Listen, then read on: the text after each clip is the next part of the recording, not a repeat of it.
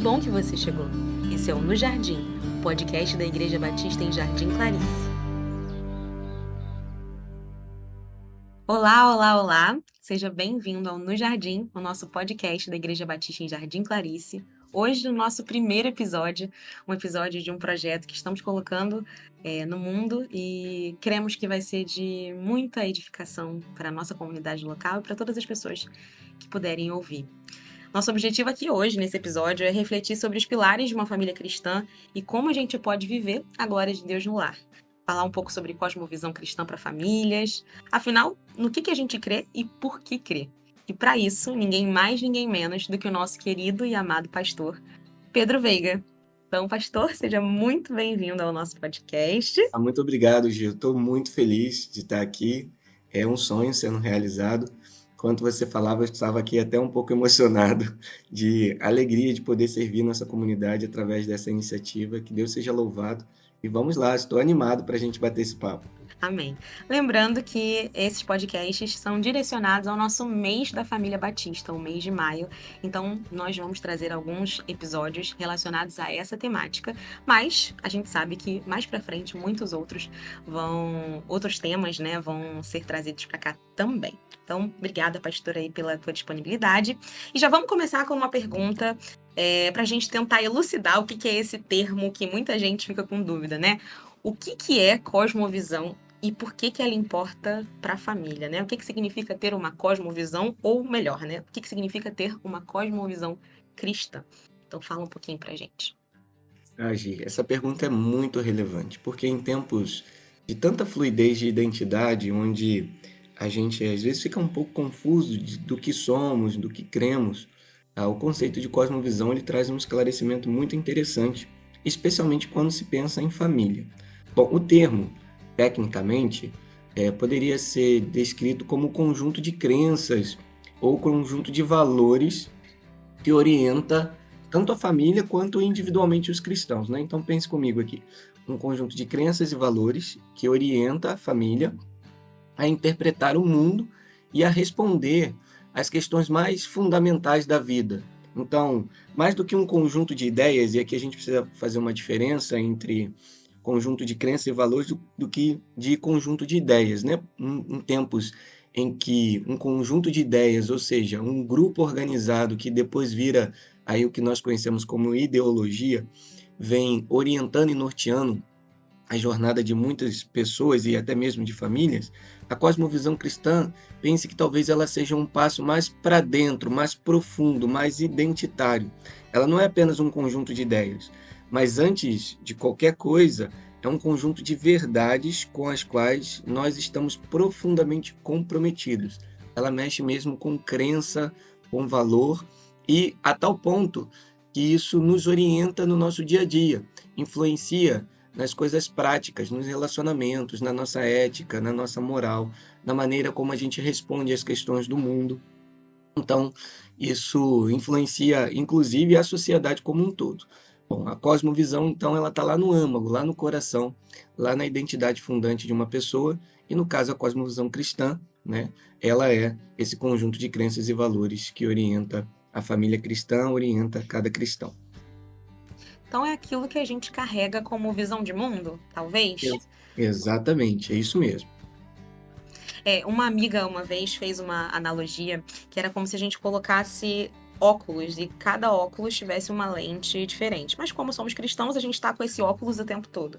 Então eu acho que a gente pode pensar um pouquinho nessa analogia, né? Uhum. Beleza. Cosmovisão é a nossa visão de mundo, é um conjunto de verdades que a gente acredita, na verdade, a verdade, né? Por meio de Jesus, mas por que ela importa para a família, né? Como é que ela molda a maneira como a gente enxerga a vida e a família e como ela impacta, talvez, o conjunto de valores dessa família ou no que essa família acredita? Legal. Essa analogia do óculos, ela é muito interessante, né? Porque é por meio do óculos que a gente acaba enxergando a realidade, enxergando a vida. E a cosmovisão, ela cria realmente essa lente pela qual nós vamos enxergar a realidade, porque como ela está ligada à nossa profunda identidade interna que nos move, a nossa tendência então é enxergar a realidade a partir dela. E há uma decisão, uma escolha aí de fazer isso, né? De qual conjunto de crenças e valores que vão nos orientar. Então, primeira coisa é ter consciência disso, é ter consciência de que você está de óculos, né? Quando a gente não tem essa consciência, a gente acaba por se perder ou ser influenciado por qualquer outro conjunto de discursos ou ideias, ou o que quer que seja, e aí acabamos por perder nossa identidade e negociar até mesmo a nossa família, como que nós nos relacionamos. As pessoas de fora passam a influenciar e tomar decisões e colocar em nós o óculos ou até mesmo a vestimenta que eles querem que a gente vista, use e enxergue, né? Então, entender a sua cosmovisão e decidir por ela também é olhar para as outras cosmovisões, perceber, né, o conceito importante de alteridade, né, que eu não sou o outro e saber quem eu sou. E aí, a partir daí, me relacionar com o outro. Ter consciência, então, da cosmovisão é poder viabilizar um relacionamento saudável com o igual e com o diferente. Então, isso aqui é um motivo importante de compreender a cosmovisão cristã da sua família, perdão, a cosmovisão da sua família, no caso da cosmovisão cristã, entender aquilo que você crê e como que você vive a partir disso. Outra coisa importante é entender os pressupostos da cultura não cristã, né? Porque a partir do momento que eu identifico bem a minha cosmovisão, o meu conjunto de valores, o meu conjunto de crenças, eu olho para do outro e percebo e identifico e consigo fazer comparações, análises e até mesmo para relacionar-me de forma mais saudável, né? Então isso aqui é importante. Outra coisa é para não aceitar de forma acrítica esses pressupostos das outras cosmovisões, né? Porque quando eu não sei qual é a minha, eu acabo por absorver, né, esses outros conjuntos de informações ou ideias ou crenças e valores de forma não entenda aqui a palavra na melhor dos seus sentidos, né? De não criticá-lo, ou seja, aquela crítica de análise, de observação, de perceber, de, poxa, será que isso é bom para o meu filho? Será que isso é bom para minha esposa, para o meu marido? Será que isso é bom para mim, para os meus pais? Como que isso pode impactar no nosso relacionamento como família? E aí perceber que a cosmovisão, ela norteia e influencia a cultura, né? Então, essa percepção de que a cultura ela está ali cheia de signos, de valores, de crenças, e que essas crenças e valores que estão permeando a cultura ali vêm dessa cosmovisão e vem liderando ou não de forma majoritária a cultura. E eu preciso perceber se eu quero isso para dentro da minha casa, da minha família, aceitar acriticamente, ou seja, sem analisar esses pressupostos que estão por aí, é um problema e sem consciência da cosmovisão cristã, isso invariavelmente vai acontecer. Outra coisa é para influenciar, né? Para desafiar os pressupostos a partir do evangelho, que é, vamos dizer assim, o âmago, né, da cosmovisão cristã. É interessante porque norteia a cosmovisão cristã a cosmovisão bíblica. E quando a gente olha para ela, a gente consegue perceber uma história sendo contada, que a gente conhece como metanarrativa bíblica, que gira em torno da criação, da queda, da redenção e da consumação. São 4 características da cosmovisão bíblica, que é, vamos dizer assim, a coluna vertebral pela qual a cosmovisão cristã vive, subsiste, né? Ela é dirigida por essa narrativa, e aí ela influencia em tudo na sociedade. Veja, a maneira como eu entendo o início de todas as coisas, né? O conceito de cosmogonia, né? Qual é a nossa narrativa a respeito do início das coisas? Isso interfere em quem eu sou, da onde eu vim, né? Interfere no conceito de relacionamento entre papéis de homem e mulher, entre papéis de pais e filhos, muita coisa, né? O conceito de queda, ele vai interferir a respeito da origem do mal e qual é o motivo pelo qual nós sofremos, né? E isso interfere em tudo, porque se eu acho que o problema é eu vou providenciar uma certa solução. Agora, se eu acho que o problema é outro, aí eu vou para outra solução. Para o cristão, a origem do problema se chama pecado, e para o pecado, só o terceiro ponto da cosmovisão bíblica é a solução, a redenção em Jesus Cristo, né? Então, Jesus é a solução, né? O evangelho da graça de Deus é a solução para nós. E aí, quando eu sei que o problema é o pecado, eu me torno mais empático, eu percebo que eu sou pecador igualzinho aos outros, e aquilo que eles estão sofrendo, eu também posso e até mereço sofrer. Eu paro de me sentir superior aos outros. Eu entendo do meu casamento, por exemplo, é um casamento de dois pecadores, então duas pessoas falhas, e passo a ser mais misericordioso. Entendo que a solução que alcança o meu marido é a solução que alcança a mim também, e assim vice-versa, e aos meus filhos e aos de fora. E aí passo a perceber o mundo de uma perspectiva mais empática, mais misericordiosa, mais graciosa. Percebo que o amor de Deus que me alcançou também pode alcançar todos aqueles que inclusive me ofendem. E, por fim, a consumação, né? Quando no mundo se pensa em fim dos tempos ou em perpetuação dos tempos, de forma muito desesperada, nós cristãos olhamos para a consumação dos tempos cheios de esperança. E aí a esperança move nossa jornada, nosso relacionamento, aquela expectativa de que o sofrimento vai terminar, de que há um fim e esse fim é um novo começo em Cristo Jesus. Bom, eu rapidamente aqui trouxe alguns discursos da cosmovisão cristã, norteada pela cosmovisão bíblica, que permeiam profundamente a maneira como a gente se relaciona com o outro, com a cultura, nossos projetos de vida e especialmente a família, né?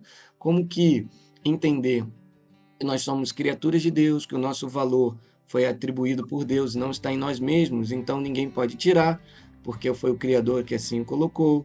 Entender o nosso problema, que é o pecado, e como solucioná-lo. A ideia de arrependimento e perdão, que é fruto dessa consciência da queda, né? É interessantíssimo como que na família cristã o relacionamento tem um santo remédio de solução, que é o arrependimento e o perdão, e como que isso abençoa a família, sustenta a família. Bom, temos muitas coisas aqui para falar sobre isso, mas encorajar e dizer que, olha, viver a família a partir da cosmovisão cristã é um caminho extraordinário de amor, de relacionamento, de percepção do outro, de perdão, de restauração, de esperança em meio a tempos tão difíceis, né? A própria questão de provisão, Gi, pensa comigo, você que entende que é criatura de Deus, que Deus cuida e que Deus redimiu, uau, saber que os seus esforços estão todos diante de Deus, mas que Ele proverá todas as necessidades em Cristo Jesus, traz uma esperança como fruto da consumação muito grande, né? Então, para enfrentar tempos sombrios como este, não tem cosmovisão mais poderosa do que a cristã, orientada e norteada pela cosmovisão bíblica no conjunto de pensamentos, criação, queda, redenção e consumação. Conceitos muito profundos, né? Muito profundos. E não tem como a gente não passar pela intencionalidade. Não tem como a gente não realmente levar isso como um pensamento, não no automático, mas lembrar de que a gente tem esses 4 pontos seguindo na nossa família e de forma muito intencional, de forma crítica, no sentido de realmente pensar sobre. E isso é importante não só para novas famílias, né? Então, que novas famílias pensem em qual cosmovisão cristã, né, querem adotar, quais valores, qual sistema de valores quer adotar para sua família.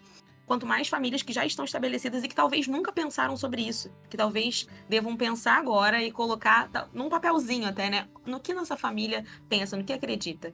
E enquanto o senhor falava, eu também pensava o quanto esses pontos e o quanto isso a gente pode trabalhar na família, né? A família como uma pequena igrejinha, né? Como uma pequena congregação, como isso é contracultural, né? Como é contracultural a gente depender de Deus e acreditar nessa dependência plena e uma dependência que não vai somente em relação às finanças, mas em todo o seu aspecto, né?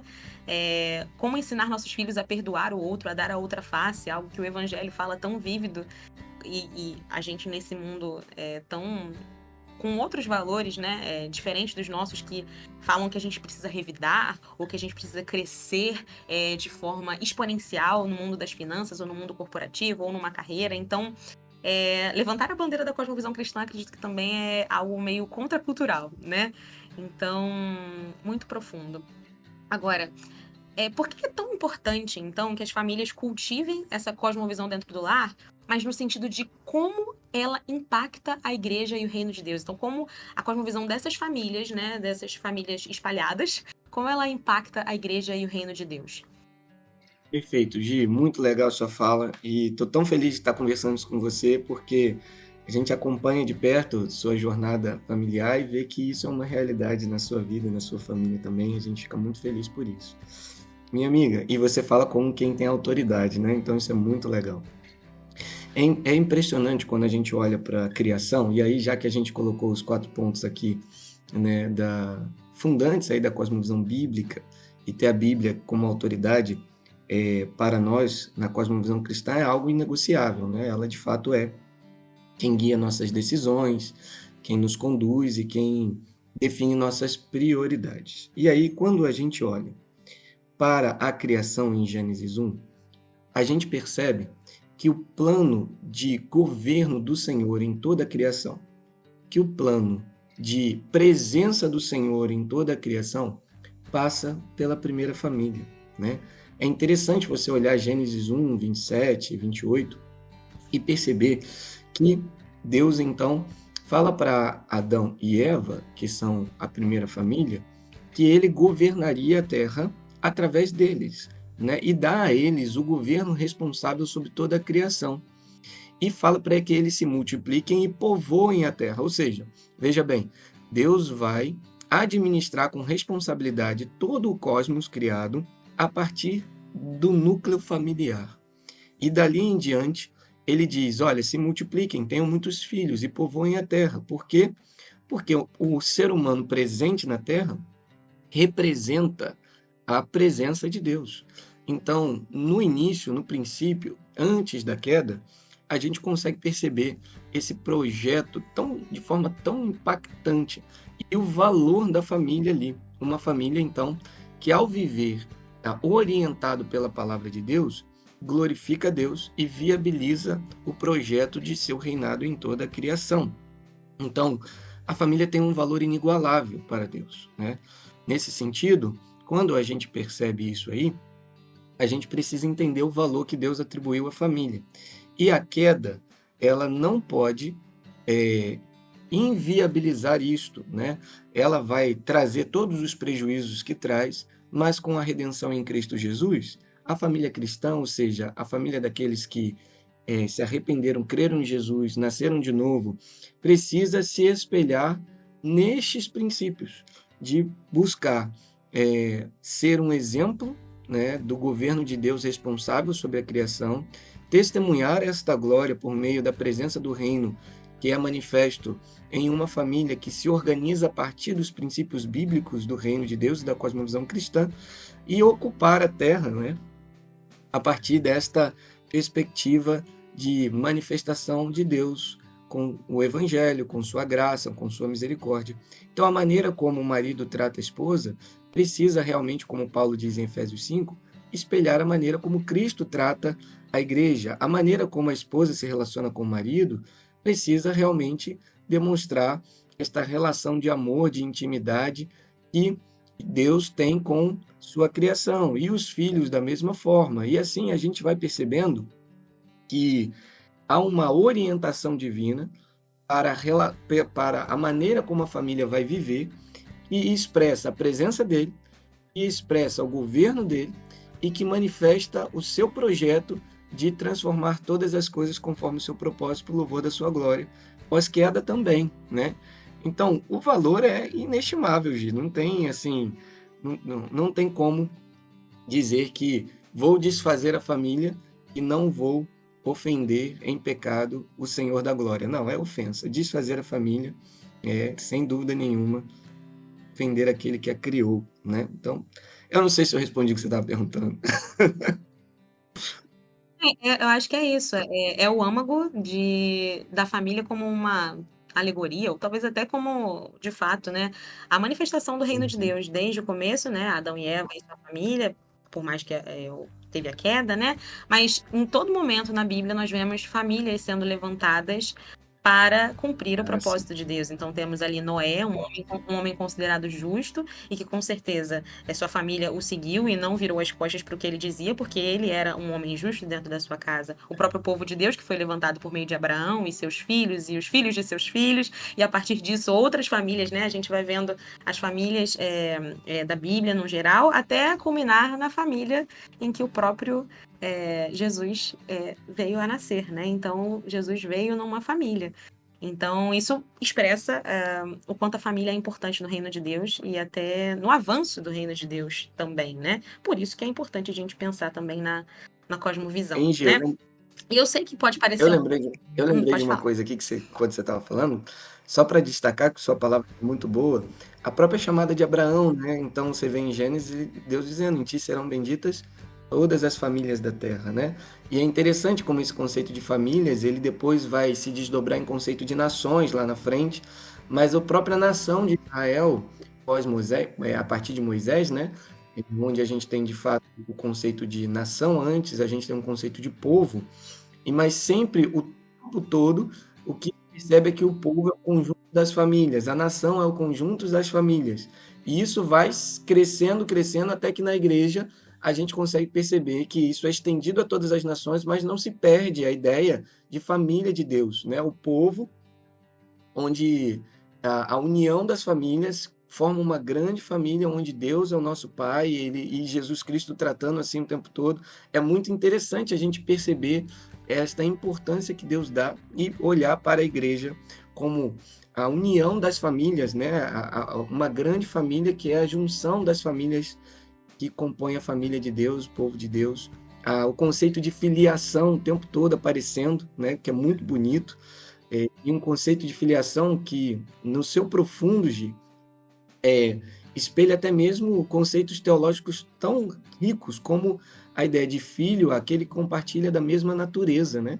E aí Jesus escolhe para si o título de filho do homem, é o que sai mais na boca dele, né? Trazendo a linguagem profética ali do Antigo Testamento, e ele fala essa ideia de filiação para ensinar, olha, eu e o pai compartilhamos da mesma natureza.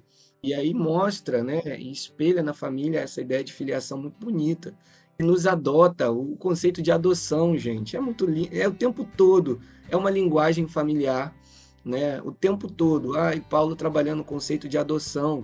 E aí como que isso para a cosmovisão cristã já é extraordinário, porque nós somos todos filhos adotados, né? E aí sempre foi, olha como é que um conceito teórico interfere na cosmovisão da família. Sempre foi um signo cultural na cosmovisão cristã a adoção. Para a gente, a adoção sempre foi um valor riquíssimo. Hoje o mundo fala um pouco mais sobre isso, mas os cristãos sempre adotaram e sempre perceberam a adoção de filhos como um caminho de orientação bíblica, de atribuir valor à filiação de forma idêntica. Aquele que é gerado e aquele que é adotado tem o mesmo valor dentro da família, porque nós somos todos filhos adotados, né? Então, isso aqui é muito bonito.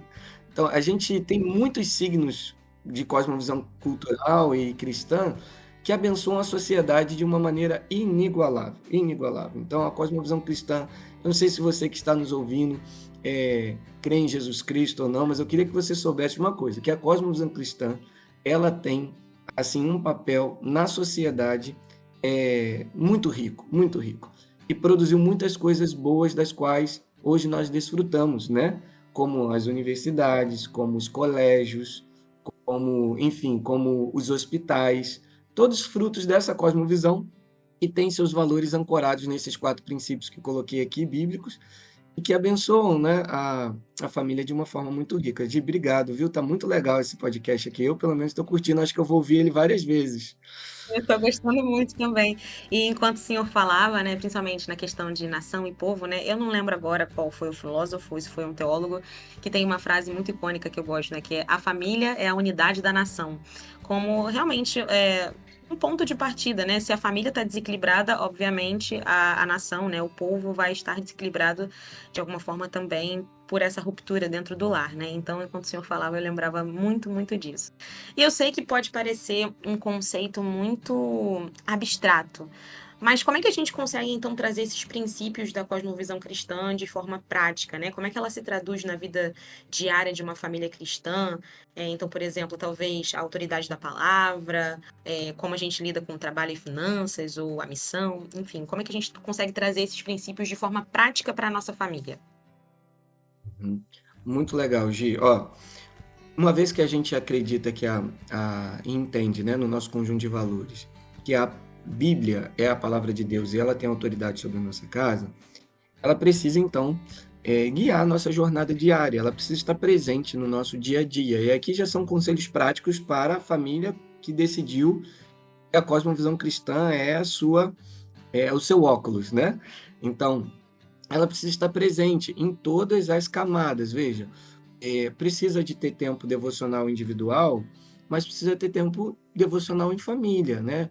E aí, pegue a dica aqui.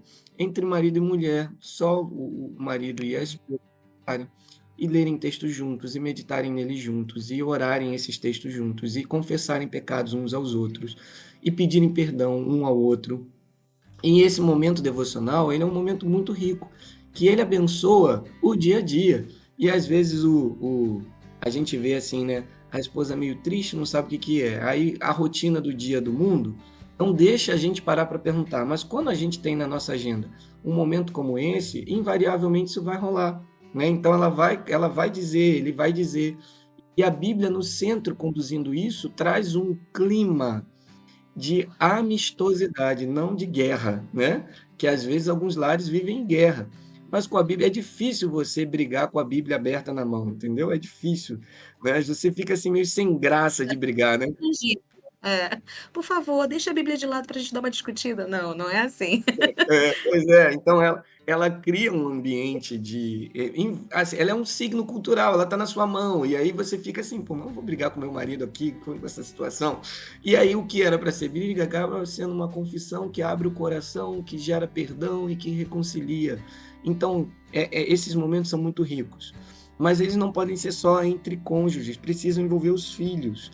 E aí tem momentos devocionais com os filhos, o culto familiar é de uma riqueza extraordinária. Não pode ser um rito, né? Assim, vamos fazer porque tem que fazer. Não, é porque é bom de fazer, é porque é agradável parar, cantar juntos, ouvir um louvor, ler o texto, meditar no texto, conversar sobre o que aconteceu ao longo da semana, orar, gente, interceder por outras pessoas, pelos problemas da família. Como é bom esse culto familiar, né? E aí, já que essa palavra está orientando, é muito legal que cada integrante da família tenha uma escritura na sua linguagem. Isso é uma outra dica, né? Assim, existem muitos estudos bíblicos e bíblias que assessoram a gente nessa jornada, especialmente para as crianças, né? É importante que, se você tem crianças em sua casa, que elas então desfrutem da leitura da Escritura ou de você lendo a Escritura para elas, se elas ainda não aprenderam a ler, numa linguagem que realmente se compreenda. E quando que começa isso, Pedro? Na barriga ali, ficou sabendo? Olha, engravidei, né? Mas não tem nem um mês. Pois é, comece. Eu comecei com o Arthurzinho assim, novinho ainda, quando a gente ficou sabendo, estava na barriga, porque nós, na cosmovisão cristã, acreditamos que a vida começa por ocasião da concepção. Então, fecundou, meu irmão, o espermatozoide fecundou o óvulo, e temos um zigoto, temos uma criança, né? É Nós cremos vida. assim, é vida. E aí, mas eu não creio assim. Mas aí é questão de decisão. Lembra do óculos da fé? Nós aqui estamos com a cosmovisão cristã e cremos que ali há vida. E uma vez na concepção com vida, eu começo a me relacionar com o meu filho que está ali na barriga, igualzinho o filhinho de Isabel, João Batista, né, que tinha meses no ventre dela, e quando Maria chega grávida também de Jesus, não é isso? Um, Ele se agita um no ventre. os dois bebês, né, a presença de um bebê no ventre de Maria, né, faz com que o outro bebê que estava no ventre de Isabel, que já era vida, não é? Porque a Bíblia garante isso para a gente, reagisse de forma afetiva. Então, peraí, se um bebê pode fazer isso, e todo pai e mãe sabe disso, né? Que quando o papai chega papai chegava, botava a mão na barriga da mamãe e falava Jesus te ama, Arthurzinho se mexia todinho na barriga. Então, ó, a gente sabe que é assim, né? A gente sabe, o mundo também sabe, mas a gente respeita eles. Mas o fato é que a verdade é que tem vida ali, né? Então, de forma prática, a cosmovisão interfere nessas atitudes pequenas, né? Outra coisa, o engajamento, o envolvimento com uma igreja local, com uma família, uma comunidade local que vai te acolher, te integrar, onde vai ter troca de experiências, onde vai ter uma rede de apoio, né? Onde você vai poder confessar pecados para pessoas que não estão diretamente ligadas ao seu núcleo familiar e você pode desabafar, você pode sair para bater um papo e esparecer depois daquela semana cansativa com o filhão, enfim, tantas coisas que a comunidade fé traz de bênção, mas a principal delas é poder se reunir como comunidade em torno da palavra de Deus, para ser apacentado, né, pastoreado, cuidado, discipulado, servido e também poder servir, cuidar, discipular e abençoar outras pessoas. Isso tudo, além de ser fruto da cosmovisão cristã, é terapêutico, é bom. Gente, as crianças interagem com outras crianças em torno da mesma fé, da mesma palavra. Isso tudo são ações práticas aí do dia a dia, né? Mas é interessante como que, aí seguindo um pouquinho talvez mais para a relação matrimonial, né? Essa relação entre marido e mulher, como que o perdão, a submissão mútua, né? Porque a gente vê na Bíblia que o marido, ele se submete em liderança sacrificial e serviu a esposa. E a esposa também faz isso, né? E a Bíblia mostra isso pra gente. E como que é gostoso de ver essa relação onde um e o outro se entregam, onde um e o outro estão literalmente nus, um diante do outro, né? Fisicamente, emocionalmente e espiritualmente. Esse é o convite da Escritura. E isso é buscado com intensidade, com disciplina, né? A Bíblia fala com disciplina. Então, mas vai ter vez que eu não vou querer abrir o meu coração. Poxa, mas eu preciso fazer, eu sei que isso vai ser bom para mim. A vontade de Deus é melhor do que a minha. Eu sou uma praga de um pecador que eu sei, então eu vou precisar falar com a minha esposa sobre isso, mesmo que eu não queira, porque depois vai ser bom, né? E pior que aí a Bíblia mostra pra gente, ou melhor, é melhor, né? Que a Bíblia depois mostra pra gente que mesmo contra a nossa vontade, obedecer foi melhor do que sacrificar, e deu certinho, o resultado foi maravilhoso, né? Então essa relação é muito interessante, de amor, sacrifício, de serviço, isso abençoa demais. A relação de filhos, né? Eu gosto demais de quando a Bíblia fala assim, ó, não irrita teu filho, porque é interessante como que parece que tem um negócio dentro da gente, né? Que quando, ou às vezes o filho está em paz, a gente vai, mas tá calado demais, vou lá ver o que está acontecendo. E aí perturba o filho à toa. Sai daí desse quarto, vem falar comigo. Tipo, sem necessidade, às vezes, né? Sem necessidade, sem necessidade. E aí o trato, né? Que também é de amor servil, né? Há uma autoridade, com certeza, de ordem de papéis, onde os filhos devem obedecer ao pai, até mesmo se quiserem viver bastante, né? Porque a Bíblia diz isso. Tem uma o primeiro mandamento com promessa, né? Se você honrar teu pai e tua mãe, você terá vida longa na terra. E é impressionante como Deus honra isso. Mas, ao mesmo tempo, há um convite aos pais a cuidarem dos filhos com responsabilidade, amor, carinho e não disciplinar sem necessidade, não descontar raiva e desequilíbrio emocional no filho, né? O pessoal aí de fora diz a Bíblia manda bater nos filhos, né? É interessante porque a Bíblia ela fala para corrigir. E ela fala para corrigir com responsabilidade e justiça e equidade, né? De forma equivalente. Então, não tem cabimento. E aí, toda vez que eu falo, uma dica prática que eu dou para a família assim, pastor, né? Especialmente a turma que foi criada dessa forma e acaba replicando, né? Pastor, tem que bater, tem que bater, tem que bater. Eu falei assim, tudo bem, eu faço igualzinho Jesus. Sim, se você tem que bater, não, é verdade. Só que só faz isso se você não tiver com raiva. Mas como assim, pastor? Não pode estar com raiva na hora de bater, não. Porque se você tiver com raiva, você vai perder a mão. E aí você vai disciplinar de jeito errado. Primeiro você se acalma, se equilibra, se estabiliza. Aí uma vez uma senhora falou assim, pastor, mas se fizer isso vai perder a vontade de bater. Eu falei, exatamente. Exatamente, esse aqui é o objetivo. porque no final das contas acaba sendo apenas um descarregar do seu desequilíbrio no seu filho, e isso é irritar o filho desnecessariamente, né? Então, se houver uma situação realmente de equivalência que você precisar discipliná-lo, vai ter que doer muito mais em você do que nele. E aí vamos ver se realmente é isso que você precisa fazer. Então, são perguntas que elas vão para além né? Elas têm um fundamento lá atrás. E aí, na hora da prática, a gente começa a perceber que tem muito mais desequilíbrio da nossa parte do que, de fato, orientação bíblica aqui. Então, atente-se na relação do seu filho a partir da cosmovisão cristã e perceba se realmente a disciplina que você está aplicando é justa, equivalente, amorosa e está querendo o bem dele com o teu prejuízo. Porque boa disciplina é assim, né? A gente quer o bem do outro e, normalmente, para isso, a gente precisa levar o prejuízo. Foi isso que Jesus Cristo fez por nós, né? Ele tomou sobre si os nossos pecados e aplicou a justiça que era dele em nós, nos tornando justos e levando sobre ele o prejuízo de precisar atribuir em nós a justiça dele para que nós pudéssemos ser condenados, mas condenados nele. O nome disso é graça. E esse é o conjunto, esse é o caminho que a Bíblia nos chama na criação dos nossos filhos, criar com graça, aplicando disciplina em amor, né? E aí, trabalhos e finanças, a gente fala um pouco sobre isso, né? A ideia de mordomia.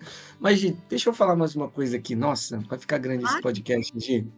Não tem problema, estamos aqui para isso. Porque a questão de mordomia cristã é um negócio que pega muito no meu coração, e nós estamos até estudando isso lá na nossa igreja esse trimestre, né? A mordomia cristã, ela normalmente é aplicada apenas às finanças, e realmente as finanças elas são importantes, porque a gente pensa que nós somos mordomos e não donos daquilo que Deus nos dá financeiramente. E aí precisamos administrar isso com responsabilidade na nossa família e também na relação com a sociedade, né? No cuidado do mundo e tudo isso. E também na nossa igreja, né? E aí, para isso, temos várias ações práticas. Mas eu queria destacar aqui que a Bíblia, a cosmovisão cristã, ela nos chama mordomia do tempo também, né? Ela chama a gente a administrar com responsabilidade o tempo como um recurso escasso, né? Porque os dias são maus, diz a Escritura. Então, a gente precisa remir o tempo, porque é escasso.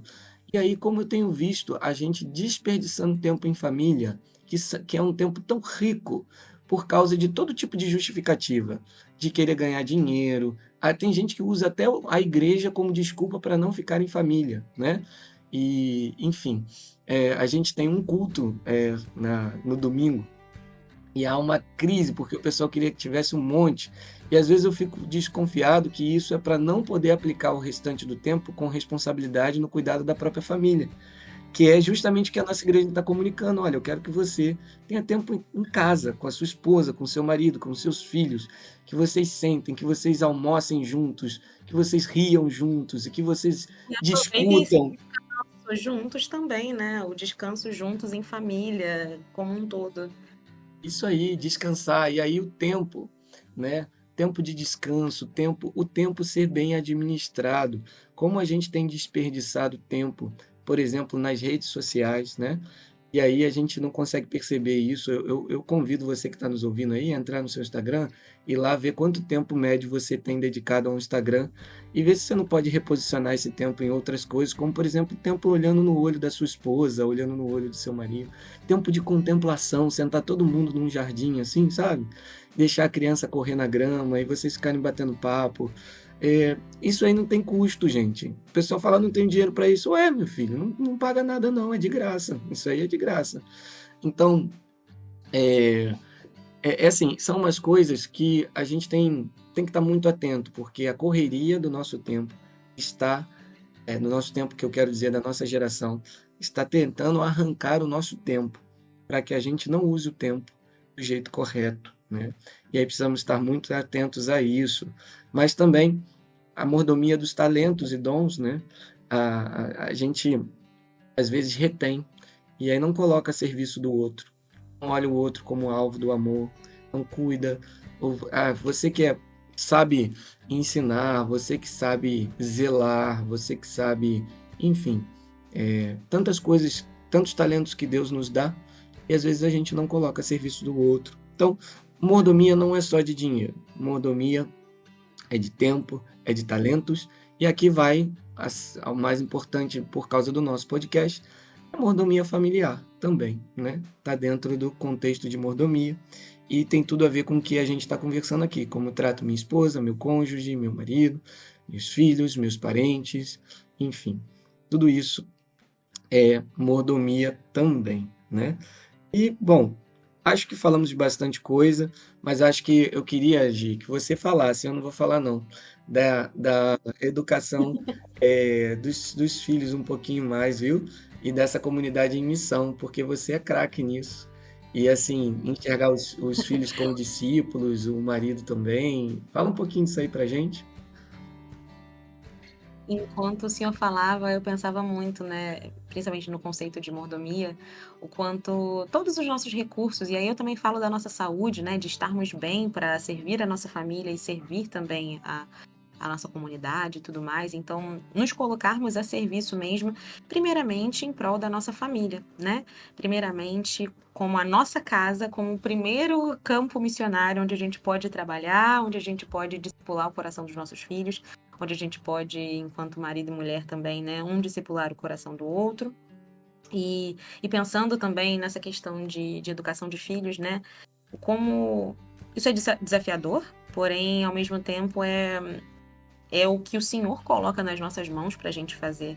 É o que o Senhor coloca nas nossas mãos, como ele falou para Adão lá no jardim, né? Você vai cultivar e guardar. Então você vai cultivar e guardar o coração dos seus filhos e colocar a sementinha do evangelho neles. Vocês, claro, né? Nós não temos o poder de convencer os nossos filhos, nós temos o dever de transmitir Jesus a eles, e aí o Espírito Santo faz o trabalho, não é? Mas pensar nisso também de servir a nossa família primeiramente, porque servindo a nossa família, nós, enquanto família, também podemos servir a nossa comunidade de fé, a nossa igreja local, e também podemos servir à missão, né? Então, eu fico pensando muito ultimamente como a nossa família, né, pode servir a grande comissão. Como a nossa família pode ser útil, né, nas mãos do Senhor para comunicar o Evangelho para outras famílias, né? Na nossa vida comum, na nossa vida ordinária, no nosso dia a dia, na forma como a gente faz as coisas, como a gente interage com outras famílias, né? Eu brinco que no parquinho há muita teologia, né? Enquanto a gente está ali interagindo com outras mães, enquanto a gente está ali interagindo com outras crianças e os nossos filhos interagindo com outras crianças também, o evangelho está acontecendo ali. A gente está comunicando coisas, a gente está mostrando como a nossa família se movimenta, no que a nossa família acredita, no que a nossa família crê, e a partir disso a gente vai disseminando o evangelho para outras famílias também de forma corriqueira. Então, às vezes a gente acha que a gente precisa ganhar o mundo ou viajar para outro país para que a gente consiga comunicar o evangelho. E às vezes a gente sendo só uma família comum no meio de outras famílias comuns, a gente pode evangelizar as pessoas, comunicar a Jesus para as pessoas. Então, quando eu penso em educação de filhos, quando eu penso em matrimônio, quando eu penso na família de uma forma geral, primeiro, que essa família aponte para a cruz, que essa família realmente manifeste a glória de Deus e que nós não nos esvaziemos no conceito de eu preciso ser feliz, eu preciso ser feliz no meu casamento, eu preciso fazer meus filhos felizes. Mais do que isso, mais do que o conceito abstrato de felicidade, acho que pensar na família como a glória de Deus. A gente precisa manifestar a glória de Deus e espalhar o evangelho e contribuir para o seu reino a partir da nossa família, a partir do que a gente faz no dia a dia. Então, se eu tiver que pensar em uma cosmovisão cristã aplicada para a família e para a missão, eu penso que a nossa casa precisa ser o primeiro campo missionário. Então, é algo que arde no meu coração recentemente. Incrível, Gi, incrível. Ah, é tão bom ver você. Você citou um livro aí, né? Teologia do Parquinho, né? Esse livro existe, é da Débora Ottoni. Isso. É um livro muito legal. Muito legal. Que bom poder conversar com você sobre esses assuntos, amiga. Principalmente por acompanhar e ver que você vive isso aí. Isso é muito legal. E agora, pastor, partindo desse pressuposto e para a gente finalizar mesmo aqui o que a gente tem conversado, quais são os desafios para a gente viver essa cosmovisão, né? O que o senhor diria para quem sente que a sua casa está sendo mais influenciada por fatores externos, por outras visões de mundo, pelo que a cultura diz aí fora, do que pela palavra, por exemplo? Como é que a gente pode enfrentar esses desafios à luz da Bíblia, por exemplo? Sim, uma coisa importante que normalmente é desconsiderada, eu vou começar aqui de um jeito um pouquinho diferente, né? Eu ia começar com a oração, e de fato a oração é muito importante. Mas eu vou dar um passo atrás, vou falar assim, poxa, assista mais podcasts como este, né? Estude mais sobre o assunto. Normalmente os pastores não tratam tanto esse assunto aqui, mas eu quero dar um passo atrás, eu quero dizer rapidinho assim, estuda mais sobre isso, porque quanto mais você entender sobre cosmovisão, sobre família e a percepção da família discursada na Bíblia, isso vai trazer para você um conhecimento de quem você é e de quem você não é, né? E isso ajuda demais. Qualquer relacionamento precisa disso, né? Eu preciso saber quem eu sou e preciso saber quem eu não sou, né? E quem é o outro. E aí o relacionamento se torna saudável, seja entre pessoas, seja entre cosmovisões, seja entre culturas. Muito dos preconceitos, dos absurdos que nós temos visto por aí, né, dos maus tratos e dessas guerras ideológicas tem a ver com eu achar que eu sou o senhor da verdade porque eu não conheço o outro, né? Eu não sei quem eu sou e eu não sei quem é o outro. E aí eu descaracterizo ou desumanizo o outro. E aí pronto, eu não consigo me entender, não consigo entender ninguém, e eu acabo vivendo em pé de guerra a vida toda. Então, o conhecimento, ele abençoa, tá? Então, busque. Ó, esse podcast aqui, ele é um bate-papo, né? Mas nós temos outros materiais, eu acho que vale bastante a pena ir atrás disso e se capacitar, tá bom? Essa aqui é um pouquinho mais assim inovador, tá? Agora deixa eu seguir aqui pro mais padrão. Gente, a oração tem um poder extraordinário de transformação de vida, de conformidade à vontade de Deus. Ela é, gera tempos tanto de contemplação como de alívio de pressão, como também de reflexão diante daquele que é o Senhor de todo saber. Então, oração, ela abençoa demais.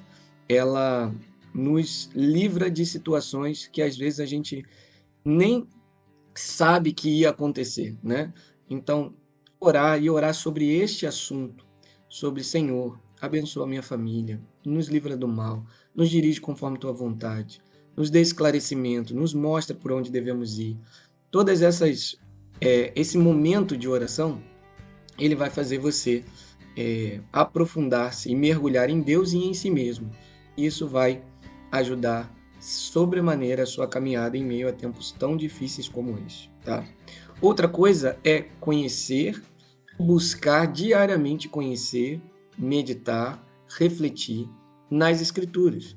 A Escritura, ela vai dar para você os parâmetros necessários para que você consiga se relacionar com as demais culturas e com as demais cosmovisões e demais ideologias, vamos pensar assim, lidar com as ideologias de forma saudável, entendendo quais são os conceitos e valores que você crê e escolheu para te nortear, né?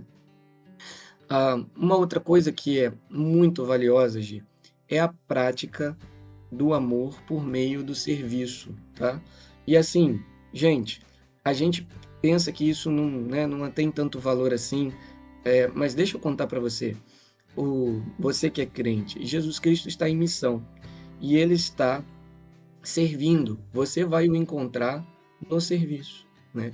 Quando a gente acha que vai encontrar ele de uma forma assim meio mística, né? Um negócio assim meio, assim, Jesus está em missão, então se junte a ele no que ele está fazendo e ali você o encontrará e desfrutará dele em uma comunhão extraordinária, porque ele vai te abençoar, vai fortalecer, vai te mostrar várias coisas novas que você ainda não desfrutou, porque de fato ele está ali, ele continua em missão, né? O Espírito Santo de Deus está em missão, e aí a gente precisa entender isso e fazer isso em serviço. Olha, quando o marido resolve servir a esposa e a esposa resolve servir o marido, e há uma cultura de serviço amoroso e submisso dentro de casa, e isso extrapola para a relação com os amigos, com as outras famílias, né? Isso extrapola no parquinho, lá no parquinho que a gente citou, né? E às vezes são atitudes pequenas, como, por exemplo, ouvir e escutar, que é diferente, né? Ouvir e escutar é um ato de serviço. E aí você tá batendo papo com uma amiga no parquinho, e aí daqui a pouco, lá para as tantas, ela para. Pô, mas você me ouviu esse tempo todo? Que coisa! Eu já não sou escutada há muito tempo. E aí você fica, uau, eu só escutei, né? E a pessoa sai ali feliz da vida. E isso vai gerando bem, né? Vai transmitindo amor, né? E aí você escuta e aí você tem a oportunidade de zelo, de cuidado. Ai, olha, minha amiga desabafou comigo tal coisa. Ah, mas isso aqui eu consigo resolver para ela, né? E aí você vai lá e faz, dá um presente, faz uma coisa assim, pronto. Aí você fideliza um laço de relacionamento amoroso pelo serviço e ali, gente, Deus ordena a bênção. A coisa vai acontecendo, né? E você já não se sente mais sozinho. A solidão, que é um problemão do nosso tempo, né? Vai esvaecendo, o lugar de confiança para desabafar as tensões vai aparecendo e Deus vai operando. É uma coisa muito bonita. Assim, Gia, eu queria dizer aos evangélicos aqui, não uma palavra assim, né? Que é do meu professor Luiz Saião, não é de autoria minha, não, mas que é uma verdade que Deus chamou a gente para ser diferente, né? A gente está escolhendo ser esquisito. A gente não precisa ser esquisito, não. A gente precisa realmente ser diferente, fazer a diferença a partir da nossa cosmovisão, sabendo que essa diferença tem a ver com esse serviço amoroso, com esse cuidado do próximo, com essas demonstrações e gestos de amor, de bondade, com isso acontecendo dentro da família e a partir da família, num relacionamento com as outras famílias, na igreja local, fora da igreja local. Então, assim, quando eu estou ocupado, Gi, por que eu falei isso tudo? E quando eu estou ocupado com essas coisas tão simples, né? Oração, Bíblia, missão e serviço, eu não vou gastar o meu tempo dando atenção àquilo que realmente não vai me fazer bem. E aí, conhecer o que não vai, é a última dica, né? Conhecer o que não vai fazer bem também é bom, tá? E aqui vai uma certa crítica, né? A gente fica com medo de perder a fé, mas uma fé que é digna de ser perdida não é fé genuína, tá? Fé não se perde, tá bom? Então a gente fica assim, eu não posso conhecer o câncer. Imagina se o médico, né, fala assim, não, eu não quero conhecer o câncer, porque o câncer é mau, o câncer matou a minha família, matou a minha esposa, matou meu marido, eu não vou conhecer o câncer. Você seria operado por um médico assim? Mas de jeito nenhum, né? Então, aí o cara não tá nada de câncer, aí você tá com câncer e você vai entregar na mão dele. E às vezes nós, como crentes, ficamos assim, não, eu não quero saber. Mas se você não conhece bem aquilo que é antagonista a você ou que te traz mal, que faz malefício, você não sabe como lidar com aquilo. E é sempre uma surpresa. Por isso que tantos dos nossos jovens entram nas universidades e se desviam, porque eles têm contato primeira vez com aqueles discursos e eles não sabem como lidar com aquilo. E às vezes nós pais queremos, não vamos deixar os nossos filhos saberem. E aí o que acontece quando chega lá, olha só, deixa eu dizer uma coisa para você, o cristianismo não tem medo de ninguém. A cosmovisão cristã, ela é a mais poderosa do universo. E nós não temos por que ter medo de outras cosmovisões, porque ela é a mais estruturada de todas. Fique tranquilo com relação a isso. Ela é a única que tem discurso e fala sobre todas as grandes questões existenciais do ser humano. É a única. Se você for atrás de outras cosmovisões, todas elas não conseguem dar conta das perguntas de onde eu vim, por que as coisas estão do jeito que estão, para onde nós vamos, por onde nós devemos ir. Essas perguntas existenciais, só a cosmovisão cristã tem uma resposta cabível, inteligente, organizada e que faz sentido para todas. Às vezes a gente fica assim, privando os nossos jovens, os nossos filhos, ou até mesmo nós mesmos, desse diálogo. Não prive não, tá? Não tenha medo não. O evangelho, que é o centro da cosmovisão cristã, ela é um leão com garras, né? O evangelho é um leão com garras, já disse C.S. Lewis. Você não precisa defender um leão com garras. Ele se defende, você só precisa abrir a jaula, né? Ele está dentro da jaula, abre a jaula e deixa ele fazer o trabalho, né? Então, o conselho às famílias é: viva centrado no evangelho, conheça a realidade daqueles a quem você precisa abençoar e amar, que estão no mundo em outras perspectivas, e permita que o leão com garras faça o trabalho. Abra a jaula da cultura da sua família norteada pela cosmovisão cristã e deixe essa cultura penetrar as outras culturas e transformar a realidade do mundo. De família em família, Deus será glorificado e exaltado e o evangelho chegará a todas as nações. Pode ter certeza disso, porque o plano redentivo de Deus passa pela sua casa, pela sua família, pela maneira como você vive o seu casamento, a criação dos seus filhos, a relação de vida cultural familiar que você escolheu para você.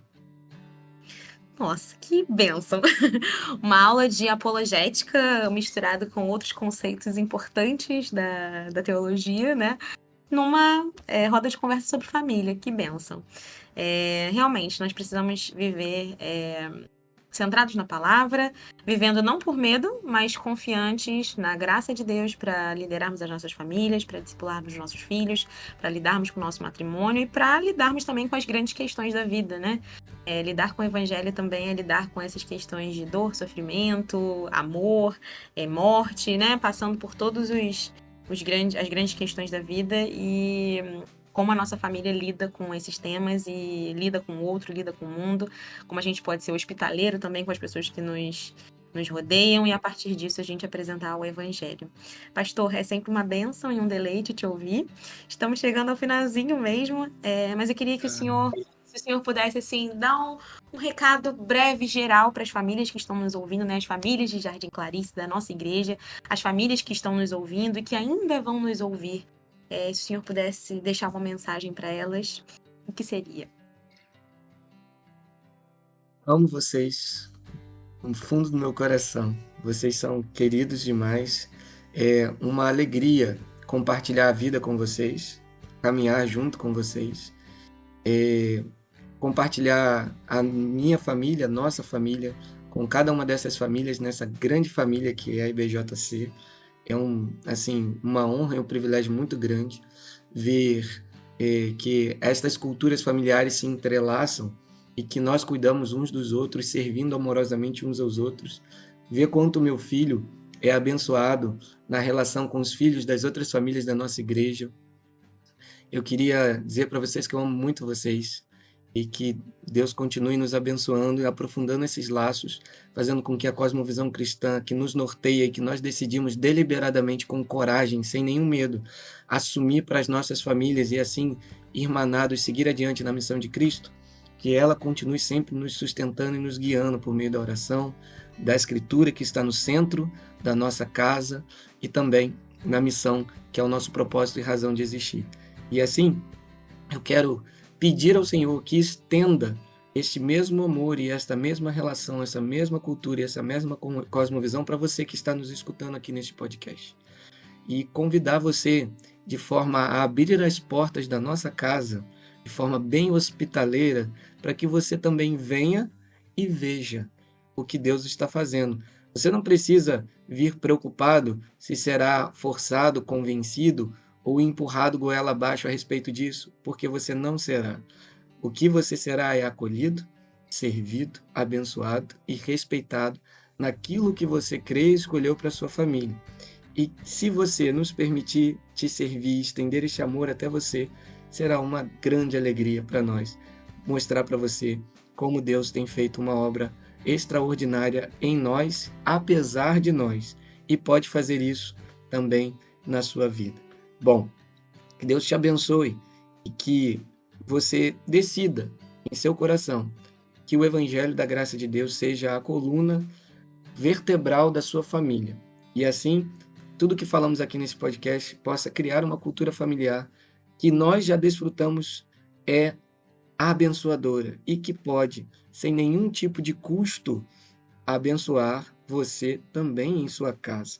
Permita que o Evangelho da Graça de Deus transforme a sua relação entre marido e mulher, entre filhos, o propósito de existir da sua família, a razão de ser na face da terra, e te dê respostas e direção para as grandes questões que tanto te inquietam nos dias de hoje e também nos inquietam. E aí, para aquelas últimas em que a gente só acolhe nosso coração, né? E inquieta nosso coração, nós nos abraçamos, estamos juntos e enfrentamos juntos. Você não precisa ficar só. Então, eu queria que você soubesse disso. Deus tem plano para a sua família, para a sua casa, e isso passa pelo cuidado amoroso, gracioso e o serviço bondoso dos outros filhos de Deus que caminham pela face da terra e querem ser instrumentos de bênção na sua vida e na sua família também. Então vem e veja, deixa Deus transformar a sua casa. Amém, amém. Que bênção. Nossa, que alegria. Bom, se esse foi só o primeiro episódio, eu tô muito, muito ansiosa por tudo que tá por vir. Nós vamos nos aprofundar sobre mais assuntos que partem de uma cosmovisão cristã para a família durante esse mês, nos próximos episódios. Então, estou muito, muito animada. Que a sua família seja abençoada e que vocês possam desfrutar do que nós temos vivido em família também. Ah, e não esqueça, no jardim, ele planta, rega e faz crescer. Muito obrigada, pastor, e nos vemos no próximo episódio. Tchau, tchau! Você ouviu No Jardim, o podcast da Igreja Batista em Jardim Clarice.